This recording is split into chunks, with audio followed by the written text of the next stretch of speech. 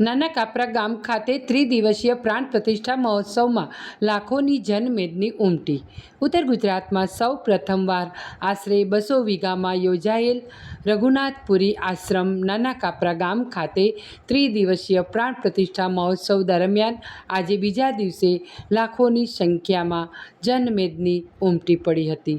આજે બીજા દિવસે કાર્યક્રમમાં ભવ્ય શોભાયાત્રા નીકળી હતી, જેમાં ગુજરાતના નામાંકિત કલાકારોએ હાજરી આપી હતી અને તેમના મધુર કંઠ સાથે લોકો શોભાયાત્રા દરમિયાન ઝૂમી ઉઠ્યા હતા.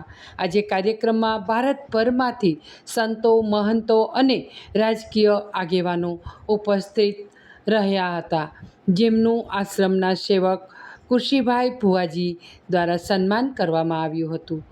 આજે બીજા દિવસે દૂર દૂરથી અને ગુજરાતભરમાંથી અને અન્ય રાજ્યોમાંથી ભક્તો ઉમટી પડ્યા હતા. આ નાનકડા ગામમાં આટલું ભવ્ય આયોજન નિહાળવા અને લાખો લોકોની આસ્થાનું કેન્દ્ર લાખો માતાજીના નવીન મંદિર પ્રાણ પ્રતિષ્ઠા મહોત્સવમાં સેવા કરવા લોકો ઉમટી પડ્યા હતા. આશ્રમના સેવક કુરશીભાઈ ભુવાજીના માર્ગદર્શન હેઠળ 11,000 સ્વયંસેવકો ખડે પગે સેવા આપી રહ્યા છે અને આવનાર લોકોને કોઈપણ પ્રકારની અગવડતા ઊભી ના થાય તેની તકેદારી રાખી રહ્યા છે.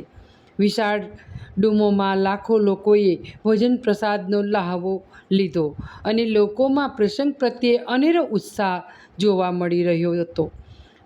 Report Naresh Modi, state news, Bhildi, Banaskantha. માતાજી માં ભગવતી આ પ્રાણ પ્રતિષ્ઠાનો મારો પ્રથમ દિવસ છે. પ્રથમ દિવસની અંદર લગભગ 1,25,000 ઉપરની પબ્લિક આવી છે. એટલે માં ભગવતી એ આટલો મોટો પ્રસંગ કરાવી શકે અને એના આશીર્વાદથી જ આ થાય. આની અંદર લગભગ અમે સ્વયંસેવકો 5,000 સ્વયંસેવકો જોડાયેલા છે અને ટોટલી ગુજરાતભરના જે સેવકો છે ને એ લગભગ 2 મહિનાથી કામે લાગેલા છે. દરેક સ્વયંસેવકનો અથાગ મહેનત અને પ્રયત્નથી આ પ્રસંગ ઉજવાઈ રહ્યો છે. અને બીજું કે અમે ખરેખર ભાગ્યશાળી છીએ કે અમારા નાના કાપરા ગામની અંદર આટલો મોટો પ્રાણ પ્રતિષ્ઠા મહોત્સવ અમારા કંઈક વડવાઓની પુણ્ય હશે, આ ગામનું કંઈક પુણ્ય હશે. એટલે આ માતાજીના નાના કાપરા ગામની અંદર બેસણા થયા અને માતાજીનો બાપુનો આશ્રમ બંધાવ્યો.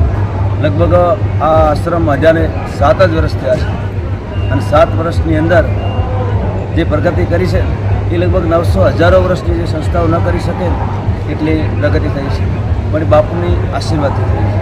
એટલે અમે બધા ભાગ્યશાળી છીએ, તમામ સેવક પરિવાર પણ ભાગ્યશાળી છીએ. બીજું કે જે યજ્ઞશાળા છે એ 1,008 કોડીનો યજ્ઞ છે.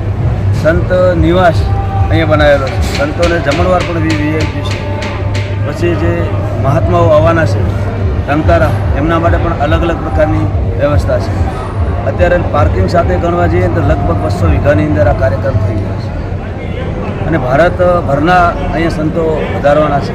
એટલે સંતોના જે પ્રયાગરાજમાં જે મહાકુંભ યોજાય એવો મહાકુંભ ગુજરાતમાં સૌ પ્રથમવાર યોજાતો છે.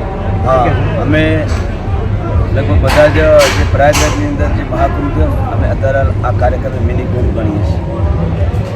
અમારા જે કૈલાસાનંદજી ગિરી વધારવાના છે એમને તો જે દિવસે અમે પત્રિકા આપવા ગયા ને એ દિવસે જ એમને એવું કીધું હતું કે લગભગ મને કુંભ જેવું વાતાવરણ લાગે છે અને એ તારે ફલીભૂત થઈ રહ્યું છે.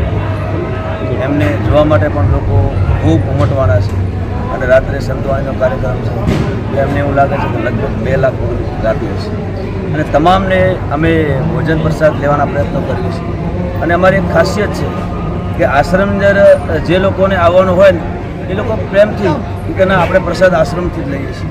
એટલે લગભગ આજે 15 દિવસની અંદર તો 2 લાખ લોકો તો આ દિવસ પહેલાં જમેલા છે, કારણ કે દરરોજ 10,000 થી 15,000 લોકો અહીંયા આવે છે અને